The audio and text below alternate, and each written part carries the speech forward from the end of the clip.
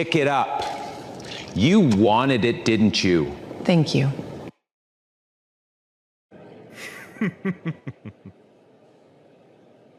The lobby of the Grand Meridian Hotel had a particular kind of silence on busy afternoons, the kind that existed beneath the noise, underneath the clinking of glassware, and the murmur of well-dressed guests, beneath the soft piano drifting from somewhere near the east corridor.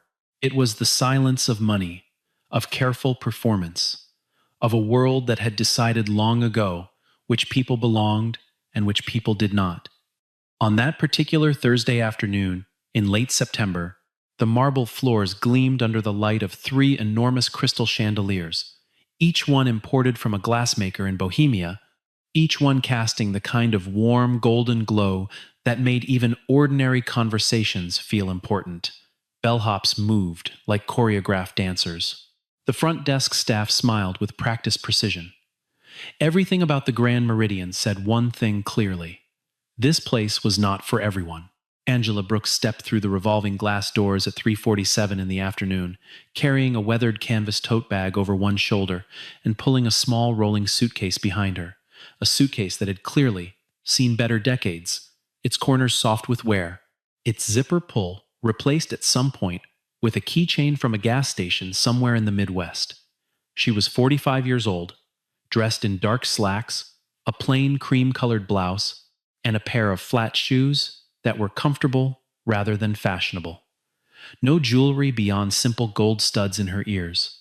No designer logo anywhere visible. Her natural hair was pulled back in a neat, low bun, and she wore no makeup except for a faint application of tinted lip balm. She looked, to anyone applying the shallow calculus of appearances, like a woman who had taken a long flight and was hoping to rest her feet.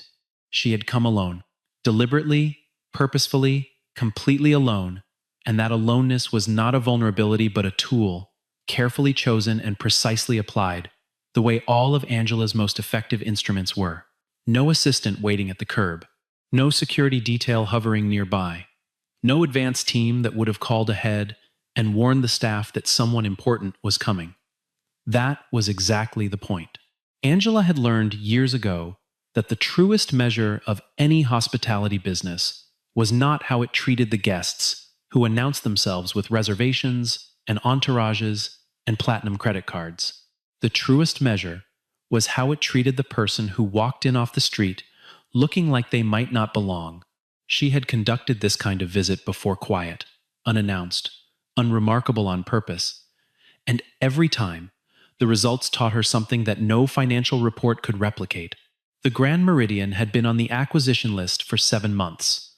Her team at Brooks Meridian Holdings had run the numbers 3 times. The property was well located, solidly built, and had strong occupancy rates. On paper, it was an attractive investment. But Angela had a rule she never broke. Before signing anything, she visited in person. Not as the CEO of a luxury hospitality conglomerate. Not as the woman whose name was on the letterhead of one of the fastest-growing hotel groups in North America, just as a woman walking through a door, seeing what she would see, feeling what any guest would feel. She had killed deals over less than what she suspected she might find here. She had also saved deals by discovering that what looked mediocre on paper was exceptional in practice. The visit was not a formality, it was the whole thing. She approached the front desk with the quiet confidence of someone who had stood in 10,000 rooms and never once needed a room to tell her who she was. The young man at the desk, his name tag read. Marcus glanced up, and then, just briefly, back down at his screen before looking up again. It was a small thing. A flicker. The kind of micro-assessment that happened in less than a second, and yet communicated volumes. He did not smile immediately the way he had smiled at the couple who had checked in just before her. A white couple in business attire who had been greeted with, "Welcome back to the Grand Meridian. How wonderful to have you." For Angela, there was a pause. Then a professionally neutral, "Can I help you?" Angela asked about the coffee bar in the lobby and whether walk-in guests were welcome. Marcus told her yes, in the tone of someone answering a question they considered beneath them. She thanked him and moved toward the lobby seating area. She found a chair near the center of the room, a high-backed velvet chair in deep navy, positioned near the coffee bar and with a clear view of the main floor operations. She settled in, pulled out her phone, and opened a notes application. She began to observe. She noticed the way the lobby staff moved, who they gravitated toward, who they lingered with, whose luggage they rushed to assist without being asked. She noticed the couple near the window, who had been offered complimentary newspapers. She noticed the businessman by the pillar, who had been brought a glass of sparkling water unprompted. She sat in her navy chair for 12 minutes before anyone asked if she needed anything. When a server finally did approach her, the offer was brief and unaccompanied by the warmth she had observed directed elsewhere. She ordered a coffee. Black, no sugar. The server nodded and left without elaboration. The patterns were clear within the first 20 minutes. The service at the Grand Meridian was not uniformly excellent.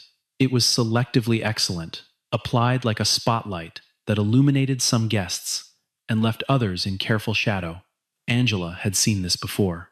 She had seen it in hotels she had chosen not to acquire. She had also seen it in properties she had purchased, and then systematically rebuilt from the inside out, starting always with the culture before touching a single piece of furniture. She made her notes methodically, her expression giving away nothing. To anyone watching, she might have been a tired traveler checking her messages. To herself, she was building a case. What she did not yet know was that she was also being watched. Daniel Carter had worked at the Grand Meridian for 9 years. He had started as an assistant manager and climbed, through a combination of results-focused efficiency and an aggressive willingness to cut corners that no one above him ever looked at closely enough, to the position of operations manager. He was 38 years old, trim, perpetually dressed in a suit that was one size too well fitted, and possessed of the particular brand of confidence that comes not from genuine achievement, but from the unchallenged assumption that one's own judgment is superior. He had been told he was good at his job often enough, and by the right people often enough, that he had stopped questioning whether those evaluations were accurate. He managed the Grand Meridian, the way a man manages a kingdom he considers rightfully his, with absolute certainty that he understood the hierarchy better than anyone else. Daniel had a system. It was not written down anywhere, not part of any official protocol, but it was real and consistent, and the staff understood it without being told explicitly. Guests were assessed on arrival, not their character, not their mood, not their genuine needs, their appearance, their luggage, their clothing, their companions, their demeanor of affluence or its absence. Guests who passed the visual assessment received the full treatment: proactive assistance, warm greetings, the unofficial extras that never appeared on any invoice but made people feel like royalty and drove repeat bookings. Guests who did not pass received competent but minimal service enough to avoid complaints, not enough to inspire enthusiasm. Daniel believed this was simply smart business. Why invest energy in guests who were unlikely to generate significant revenue? He had never once considered that his assumptions about who was likely to generate revenue were built entirely on prejudice rather than evidence. He spotted Angela from the mezzanine level at approximately 4 o'clock. He had been doing a walkthrough of the main floor, which he did twice daily, surveying his domain with the methodical eye of someone who took pleasure in small authority. He saw the woman in the plain blouse sitting in the navy chair near the coffee bar, her worn suitcase beside her, making notes on her phone. He watched her for a moment. She had not checked in at the front desk. He would have been notified. She had purchased a coffee, it appeared. She was taking up a premium lobby chair during a busy afternoon. She did not look, by Daniel's ruthlessly shallow measure, like she belonged in that chair. He descended the mezzanine stairs and made his way toward the front desk, stopping to speak quietly with one of the junior staff members, a young woman named Priya, who had been working at the Grand Meridian for less than 3 months and had already learned, through the invisible instruction of workplace culture, that Daniel's preferences were to be followed without question. The woman in the navy chair near the coffee station, he said, in the tone of a man issuing directions on a matter of no great importance. Don't spend too much time on her. Focus your attention where it's going to count. Priya looked briefly toward Angela, looked back at Daniel, and nodded with the compliance of someone who does not yet have enough standing to push back. Daniel straightened his jacket and moved on. He said it to 2 other staff members over the next 20 minutes, in slightly different words each time, but with the same meaning. Don't waste your time on guests who don't look like they're going to matter. He said it casually, as though he were offering professional guidance rather than encoding discrimination into the rhythm of an afternoon's work. He would have objected strenuously to the word discrimination. He would have said he was being strategic. The word he would never have used, the word that would have required a kind of self-examination he had trained himself out of, was prejudice. Angela watched all of this from her Navy chair. She could not hear what was said, but she had spent 25 years in the hospitality industry, and she could read a room the way a musician reads sheet music, not one note at a time, but all at once, the full pattern emerging instantly from the arrangement of parts. She watched the staff recalibrate around her, the subtle way attention shifted, the small physics of neglect. She noted it. She kept her expression neutral, and her phone in her hand, and she waited. The coffee arrived eventually. It was fine, properly made, appropriately hot. She drank it and considered ordering a second cup, and decided she would, not because she needed the caffeine, but because she wanted to see how the transaction was handled. She finished the first cup, set it down, and when the server returned to clear it, she asked politely for another. The server, not the one who had originally taken her order, but a different one, a young man whose name tag she couldn't quite read from the angle, looked at her with the same carefully managed indifference that she had been receiving since she walked through the door. He took the order and left. She paid when the second coffee arrived. She counted out the bills carefully. She had brought cash deliberately, another variable in her assessment, and handed them to the person at the small cafe counter. The total was $9.50. She gave a 10 and a 5. The correct change was $5.50. Daniel Carter had positioned himself behind the service counter at that moment, not because he was scheduled to work the cafe, but because he had decided, in the way that petty authority sometimes expresses itself through unnecessary involvement, to supervise the transaction personally. There was no operational reason for him to be there. He was there because something about Angela's continued, composed, note-taking presence in his lobby had begun to irritate him in a way he could not articulate, and therefore chose to act on rather than examine. He had seen Angela hand over the cash. He had watched the calculation made. And then, with the deliberateness of a man who wanted to make a point that he could not have explained in honest language, he took the change, a $5 bill and 2 quarters, and instead of placing it in Angela's waiting hand, he set it on the edge of the counter, and then, as if by accident, that was not an accident at all, he let it go. The coins hit the marble floor, with 2 sharp, flat sounds. The bill floated down more slowly, settling near her left shoe. 1 quarter rolled almost 2 feet away, coming to rest against the leg of a nearby bar stool. The lobby, in the particular acoustic way of marble-floored spaces, amplified the sound. Several heads turned. Daniel looked at Angela with the expression of a man who had just done something he believed was beneath consequence. His voice, when he spoke, was unhurried. "Pick it up." The silence that followed was of a different quality than the comfortable ambient silence the Grand Meridian cultivated. This was the silence of held breath. 3 people at nearby tables had looked up from their drinks. A couple waiting near the elevator had paused mid-conversation. A hotel staff member near the concierge desk had gone very still.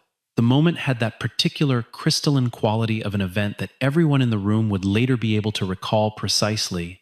The angle of the afternoon light through the lobby windows, the faint sound of the piano from the east corridor, the 2 coins on the floor, and the bill near the woman's left shoe.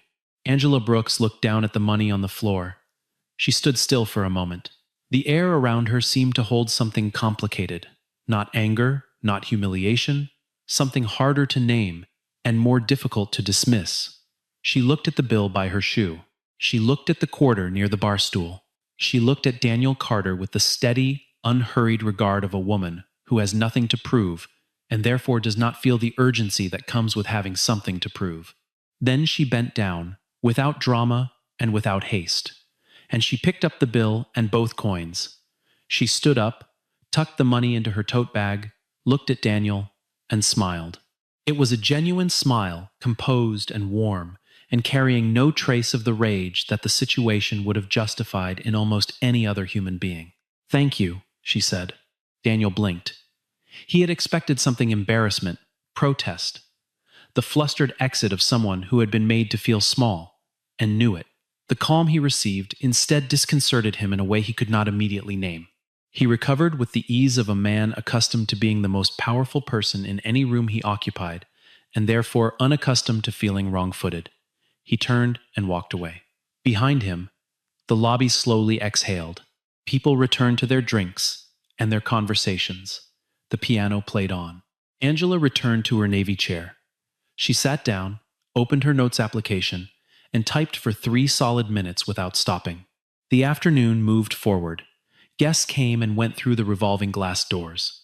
Luggage was transported upstairs. The chandeliers continued their golden work overhead. Angela sat and observed and made her notes, and if anyone looked carefully at her face, which no one did, because people had already decided she was not worth looking at carefully, they might have noticed that the smile she had directed at Daniel Carter had not entirely faded. It had settled into something quieter, the expression of a person who is watching a situation unfold exactly as expected and is waiting patiently for the rest of it. She received 4 phone calls between 4:15 and 5 o'clock. She took each one with the phone held close to her ear, speaking in a low, measured voice, and any staff member who happened to pass near enough to catch fragments of the conversation would have heard words like due diligence, acquisition timeline, and I'll make the final determination by end of week. She did not make these calls loudly. She was not performing. She simply had a business to run, and the business did not pause, because she was in the middle of conducting a field assessment at a potential acquisition target. One person did hear something, though it was not any of those words. Priya, the junior staff member whom Daniel had directed earlier in the afternoon, had been restocking the cafe counter near Angela's chair, and had not moved away quickly enough when Angela's 4th call of the afternoon came in. Priya heard only a fragment, just a few words at the very end of the call as the person on the other end of the line said something that made their respect audible even through the speaker of a phone several feet away. "Of course, ma'am. Whatever you decide, we'll move forward accordingly." Priya stood with a stack of paper coffee sleeves in both hands and looked at this woman in the plain blouse in the Navy chair and felt, for just a moment, the disorienting sensation of a world rearranging itself around a new piece of information. She filed it away. She was 23 years old and relatively new to the workforce, and she had not yet developed the vocabulary for what she suspected, but did not yet know. She restocked the sleeves and went back to her station. Daniel had noticed the phone calls, too. He had not been close enough to hear their content, but he had noticed the frequency, and he had noticed the way Angela held herself, while taking them, not the posture of someone receiving personal calls, but the upright, focused posture of professional engagement. He noticed because Daniel, for all his considerable faults, was not entirely unobservant. He was simply selective in what he chose to observe and what conclusions he allowed himself to draw from his observations. The woman in the plain blouse receiving professional phone calls could mean anything. It meant nothing specific enough to disturb his certainty about her. He returned to his scheduled walkthrough of the East Wing and did not think about her again for 45 minutes. At 5:20 in the afternoon, the hotel's general manager, a nervous and perpetually over-caffeinated man named Richard Holloway, received a call from the corporate office. It was brief, and it was unmistakably urgent.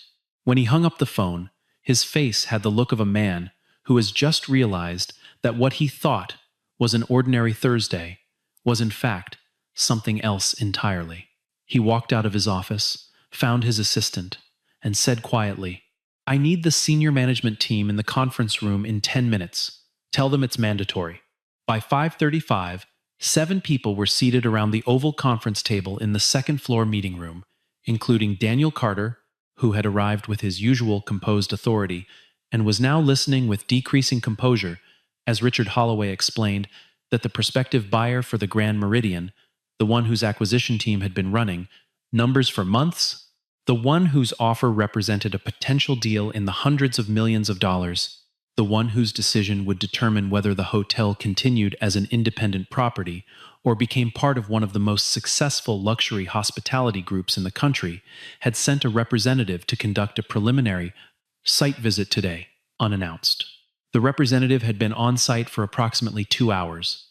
The final decision maker was expected to arrive at the hotel within the next 30 minutes for an introductory meeting with hotel leadership. The room absorbed this information with varying degrees of alarm. Several managers immediately began reviewing the afternoon's incident log in their minds, cataloging anything that might have gone wrong. Richard Holloway loosened his tie. Daniel Carter sat very still. At 5:58, 2 black SUVs pulled up to the front of the Grand Meridian, and a group of 6 people emerged, 4 of them carrying the unmistakable air of senior corporate executives, the kind of people who move through spaces with the economy of motion that comes from spending decades in boardrooms and conference centers and first-class cabins. They were dressed precisely. They were unhurried. They walked through the revolving doors of the Grand Meridian lobby with the clear intention of people who knew exactly where they were going, and they walked directly, without slowing, without looking around, toward the Navy chair near the coffee bar where a woman in a plain cream blouse was putting her phone in her tote bag. They stopped in front of Angela Brooks, the most senior-looking of the group, a tall man in a charcoal suit named Harrison Webb, who was in fact the chief operating officer of Brooks Meridian Holdings, said, "Miss Brooks, the team is ready for you whenever you'd like to proceed."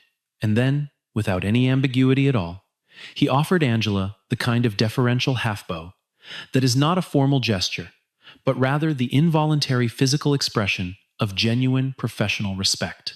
Angela stood up from the Navy chair. She thanked Harrison. She said she was ready. Behind the front desk, Priya stood holding a pen she had stopped moving several minutes ago. Near the east corridor, one of the servers from the cafe was frozen mid-step with a tray of empty glasses. And at the far end of the lobby, having come downstairs for an unrelated reason at exactly the wrong or exactly the right moment, Daniel Carter stood next to the elevator bank and watched a woman he had told his staff not to waste time on receive the undivided, reverential attention of 6 senior executives from what was apparently a company large enough and important enough that even Richard Holloway, when he appeared at the top of the stairs a moment later, nearly tripped in his hurry to get to her. The color left Daniel Carter's face in a way that had nothing to do with the lobby's lighting. The meeting that followed took place in the Grand Meridian's executive conference suite on the 4th floor. Angela sat at the head of the table, a position she had not requested, but which the hotel's management team had arranged with the instinctive choreography of people who have just realized what the situation requires. Richard Holloway introduced her formally to the senior managers, who had not yet connected her name to the woman who had been sitting in the lobby all afternoon. The introductions produced a series of expressions that ranged from professional composure to barely concealed shock. Daniel Carter was the last to be introduced. He stood up when his name was called, as the others had, and he extended his hand to Angela with the careful control of a man who was working very hard to keep his face still. Angela shook his hand. She did not say anything to indicate that she remembered him. Her expression was the same composed, pleasant regard she had given everyone else in the room. If she was watching for something in his face, and she was nothing in her own face revealed it. The meeting proceeded through the agenda Harrison had prepared. Angela asked questions that were sharp, specific, and entirely focused on operational details: staffing ratios, customer complaint resolution processes, employee turnover in the past 3 years, how the management team handled feedback that was critical of leadership. She took no notes visibly, though Harrison's assistant documented everything. She was attentive and economical in her language, and she never once smiled in the performed way that business meetings often produce. At one point, she paused in the middle of a discussion about service standards and said, almost conversationally, "Can someone pull the customer satisfaction surveys from the last 12 months? Specifically, any complaints or concerns related to staff conduct. I'd like to see those before we close today." There was a brief silence. Richard Holloway said he would have that information pulled together immediately. Daniel Carter said nothing. He was looking at the surface of the conference table with the expression of a man reading something that is not written there. The surveys arrived in printed form 20 minutes later, delivered by a hotel administrator who set them on the table in front of Angela with the careful quietness of someone carrying something they suspect might be delicate. Angela read through them in a silence that no one in the room attempted to interrupt. She read with the focused, unhurried attention of someone who is not surprised by what they are finding, but is nonetheless giving it the weight it deserves. There were 23 complaints in the 12-month period related to staff conduct or service quality. Of those, 14 had been formally logged in the hotel's system. 9 had not. Of the 14 that were logged, 6 had received follow-up responses from management. The other 8 had been closed without documented resolution. The 9 that were never logged had reached Angela's team through a separate channel, the independent review aggregator that Brooks Meridian's acquisition team used as part of their due diligence process, a layer of review that the hotel's own management had no knowledge of, and therefore had not thought to manage. The complaints described a pattern: guests who felt they had been treated differently, less warmly, less attentively, less respectfully based on their appearance or their perceived status. 2 complaints specifically mentioned a manager who had made them feel unwelcome. One guest, a woman traveling alone on business, had written, "The operations manager looked at me like I didn't belong there. I've stayed in dozens of hotels for work. I have never been made to feel like an inconvenience before." The review had been submitted, flagged, and then, within the hotel's own system, quietly archived. Angela set the papers down on the table. She looked around the room. She looked at Daniel Carter for a moment longer than she looked at anyone else, and what she found in his face was not defiance but something that looked genuinely like a man beginning to understand the full weight of what he had done, not just today, not just in the lobby with the coins on the floor, but across years of small cruelties that had each felt, in the moment, like nothing at all. She said, "I want to be clear about how I evaluate a property I'm considering bringing into our group." Her voice was steady and unhurried, the voice of a person who has said important things in difficult rooms for a long time. "I don't start with the revenue numbers, though those matter. I don't start with the renovation costs or the location metrics. I start with service culture, because service culture is the only thing about a hotel that can't be fixed by spending money. You can renovate a lobby. You cannot renovate the instinct of your staff to treat some guests as less worthy of care than others. That instinct either exists or it doesn't, and if it exists, it will find its way into every interaction regardless of how beautiful the rooms are." The room was quiet. Outside, through the tall windows of the conference suite, the city was going about its Thursday evening. "The Grand Meridian has a service culture problem," Angela continued. "I've documented it in the 3 hours I was in this building before anyone knew who I was. Your own customer surveys confirm it, including surveys that were never formally acknowledged. This is not a small issue. It is not an occasional lapse. It is a pattern, and patterns have sources." She paused. "I'll say directly what I suspect most people in this room already understand. Patterns of selective service. Service that is warm and generous for guests who look a certain way and diminished for guests who do not, are almost always a reflection of leadership behavior. Staff follow what they see modeled. If leadership treats some guests as less important, staff will too." Daniel Carter did not look up from the table.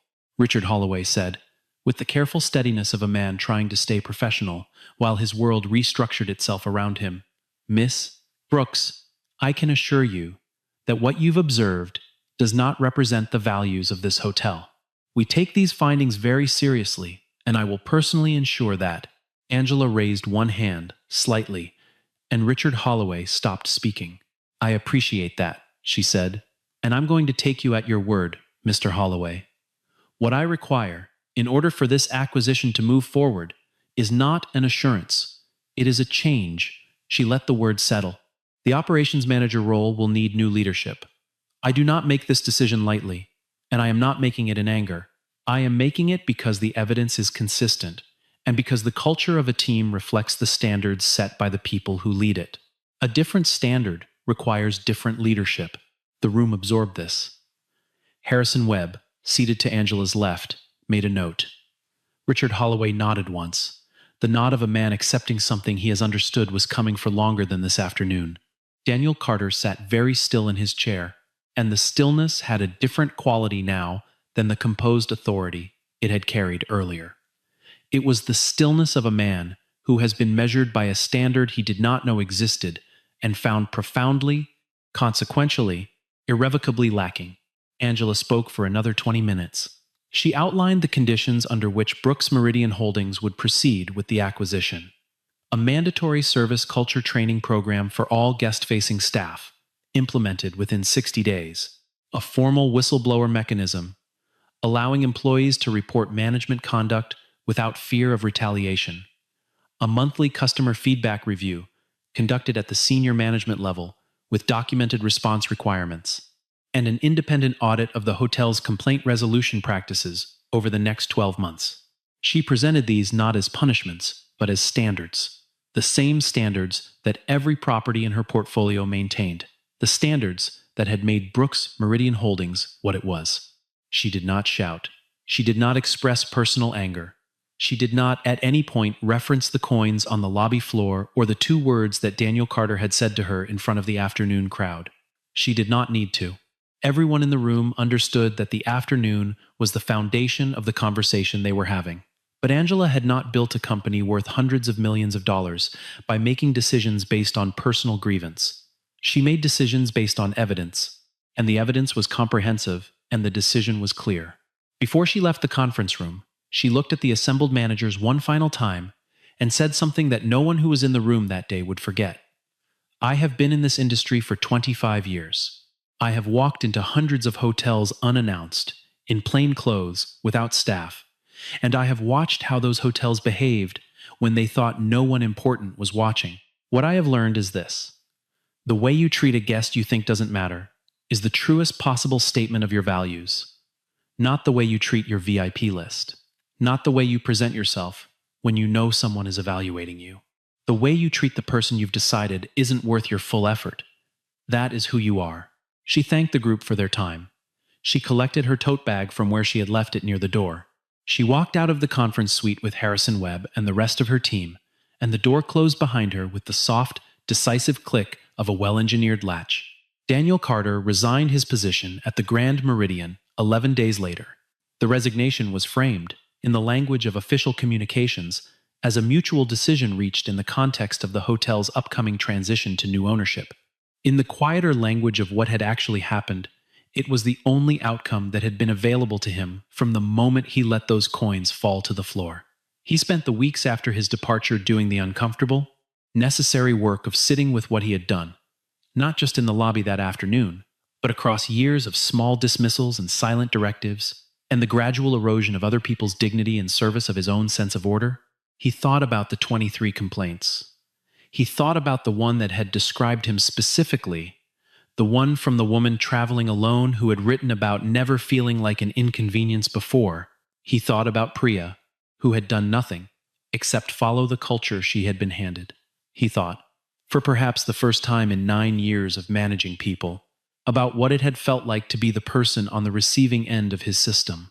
It was not comfortable work. It was the kind of reckoning that tends to arrive late and stay long.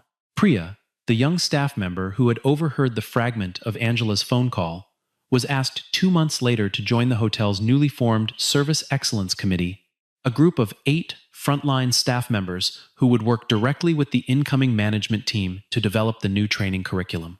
She had been surprised by the invitation, then moved by it in a way she struggled to put into words. Someone had noticed her. Not her output, not her compliance, but her, the quality of her attention, the fact that she had stood with paper coffee sleeves in her hands and allowed herself to see something and let it matter. She accepted without hesitation.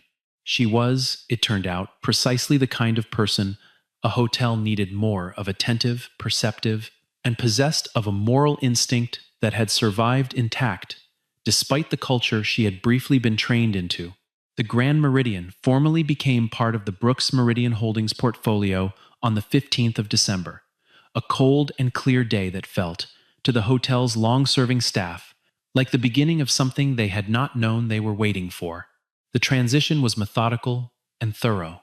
New management came in, with the combination of warmth and accountability that Angela's properties were known for, managers who were experienced enough to lead and humble enough to listen, who understood that the point of standards was not to perform well when observed, but to behave the same way, whether or not anyone was watching. The service culture training program launched in January and ran for 6 weeks, covering not just customer interaction techniques but the deeper material: how bias operates in professional settings, how assumptions about worth are built, and how they can be dismantled, why dignity in service is not a courtesy but a requirement. The trainers Angela brought in were experienced practitioners who had worked with organizations across the hospitality sector, people who understood that the goal was not to teach staff a different performance, but to cultivate a different instinct, to get far enough beneath the surface of behavior that the surface behavior changed naturally and durably. The sessions were not comfortable in the way that all genuinely useful education is not comfortable. They required people to look at their own assumptions and ask where those assumptions had come from and whether they wanted to keep them. Several staff members later said it was the most important professional development they had experienced. One of them was Priya. Another was Marcus from the front desk, who went home after the first session and sat with his memory of the afternoon he had not immediately smiled at a woman who turned out to deserve his fullest attention, and decided that the lesson was not about her identity, but about the kind of professional he intended to become. The customer satisfaction scores began rising within the first quarter. By March, the Grand Meridian had its highest Net Promoter Score in 5 years. By April, 3 industry publications had noted the turnaround without knowing its origin story, attributing the improvement to the change in ownership and the new management philosophy. Staff turnover, which had been quietly elevated under the previous regime, a fact that Angela's acquisition team had flagged in their initial due diligence as a yellow indicator, but had not fully explained, dropped by nearly 40% in the first 4 months of operation under the new structure. People stayed when they felt respected. That was not a complicated equation. It had simply required the right conditions to prove itself. On a Thursday morning in early April, Angela Brooks walked through the revolving glass doors of the Grand Meridian for the second time. She was wearing the same kind of clothes she always wore on a visit like this: comfortable, plain, nothing that announced anything. She carried her tote bag. She had taken the same flight from the same city and arrived at the same time of morning as any other business person coming into town for the day. The young man at the front desk looked up when she came through the door. He smiled, not the polished, calibrated smile of someone performing welcome, but the real kind, the kind that reaches the eyes and happens before the professional part of the brain has time to manage it. "Good morning," he said. And it landed the way genuine things land, simply and with weight. He did not know who she was. That was the point. He was simply greeting a person who had walked through his door with the same warmth he had offered the guest before her, and the same warmth he would offer the guest after her, because that was the standard now, the standard that didn't require knowing who someone was before deciding whether they deserved it. Angela was shown to a table near the window when she asked about the breakfast service. She was offered coffee before she had to ask for it. The server who brought it, a woman about 30 years old, with a name tag that read Diane, set it down with care, and asked whether she preferred anything with it.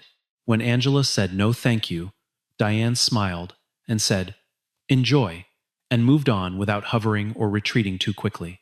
The precise, calibrated grace of someone who had learned that good service is about making people feel comfortable rather than impressive. Angela sat with her coffee and looked out the window at the Thursday morning street. She thought about the lobby she had sat in on that September afternoon, how it had looked the same then as it looked now, the same chandeliers, the same marble floors, the same morning light coming through the tall windows. She thought about Daniel Carter's face in the conference room. She thought about Priya and the paper coffee sleeves and the expression of someone beginning to see something they hadn't seen before. She thought about the 9 complaints that had never been logged and the 6 that had been logged and not resolved, and the one woman traveling alone for work who had written that she had never been made to feel like an inconvenience before, and had clearly never imagined such a thing was possible. She finished her coffee. She took out her phone and opened her notes application, and she typed a short entry. Grand Meridian. April visit. Standards holding. Culture intact. The work continues. She ordered a second coffee and paid for it in cash, counting out the bills with the same unhurried care she had brought to every transaction in this hotel, and when the change came back to her in the proper way, placed carefully in her palm by a server who made brief eye contact and said thank you. She tucked it into her tote bag and looked around the lobby one more time. The chandeliers were the same chandeliers. The marble floors were the same marble floors. The piano was playing something quiet, near the east corridor, the same music that had played the day she walked in with a worn suitcase and sat in a navy chair and waited for the world to decide what kind of place this was going to be. What was different was not the architecture. What was different was the thing that architecture could never provide or replace or substitute for. The decision, made by every person working in this building, that every person who walked through those revolving doors was worth treating well, not because of what they looked like, not because of what they appeared to have, not because of what they might be worth to the quarterly revenue report, because they were a person, because they had walked through the door, because that was enough. Angela Brooks stood up from her table, slung her tote bag over one shoulder, and walked toward the exit with the quiet, settled feeling of a woman who has seen something important happen and knows it happened for the right reasons. At the front desk, the young man who had smiled at her when she came in looked up and said, "Have a great morning." She said the same back to him. She meant it.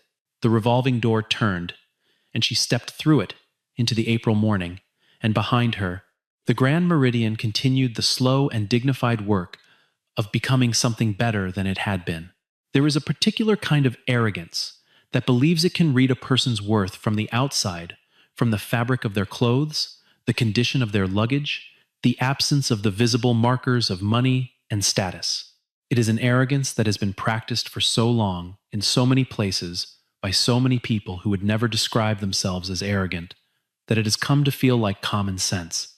It feels like efficiency, like discernment, like the reasonable management of limited time and attention. It does not feel like what it actually is. A refusal to see the full human being in front of you, and a willingness to use that refusal to diminish and exclude. Daniel Carter had built a career on that refusal. He was not, in his own telling, a cruel man. He was a practical man, a results-oriented man, a man who understood how business worked. He had never stopped to examine the gap between those self-descriptions and the reality of what he had been doing every day.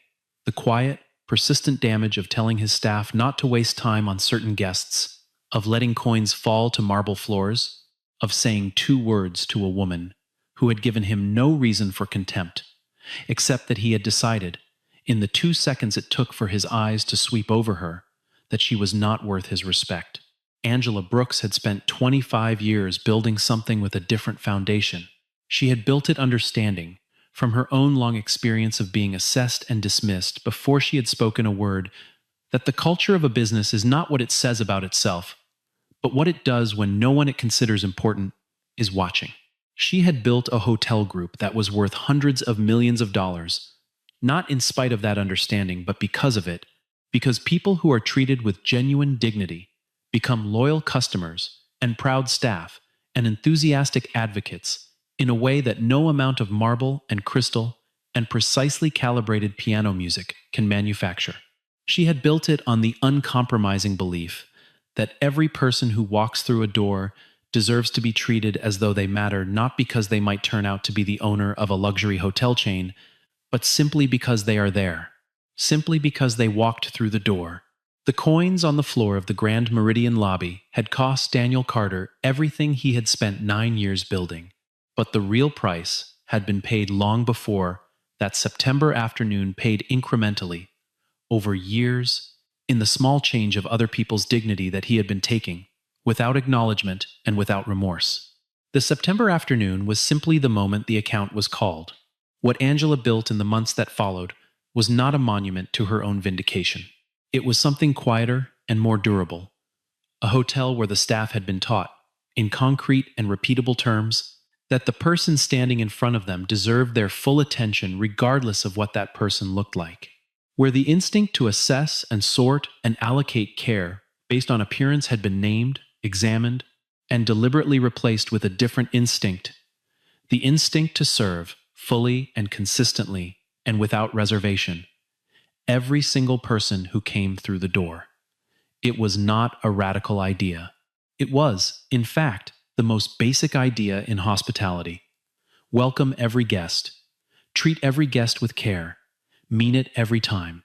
That idea had been in the Grand Meridian all along, written into the philosophy statements on the website, printed in the staff handbook, cited in the annual company meeting presentations. It had simply never been practiced. It had waited, patient and dormant, for the right conditions to become real. Angela Brooks had created those conditions, not by humiliating anyone, not by engineering a dramatic public reckoning, not by doing anything except walking through a door as herself, watching what happened, and then doing the slow, unglamorous, absolutely necessary work of changing what needed to change. She had changed it because it was right. She had also changed it because she understood, with the clarity that comes from 25 years of evidence, that it was good business. Those two things, she had always believed, were not in tension. They were, properly understood, the same thing. The morning light over the city stretched long and clear as she walked away from the Grand Meridian on that April Thursday. And somewhere inside the hotel behind her, a woman named Diane was refilling someone's coffee, and a young man at the front desk was smiling at someone he had never seen before, and the marble floors were holding up the weight of all of it, all the ordinary, essential work of treating people well, as they had always been built to do, waiting only for the people walking on them to be worthy of what they stood on. The chandeliers threw their warm light down on all of it without discrimination. The piano continued its quiet work near the east corridor, and outside in the April air, Angela Brooks walked toward the street with the same unhurried pace she had carried her whole life, the pace of a woman who has never needed the world to recognize her in order to know exactly who she is. She had walked into the Grand Meridian as herself, and she had walked out as herself, and in between, she had changed something real. That was enough. That was, in her long and considered experience, always enough.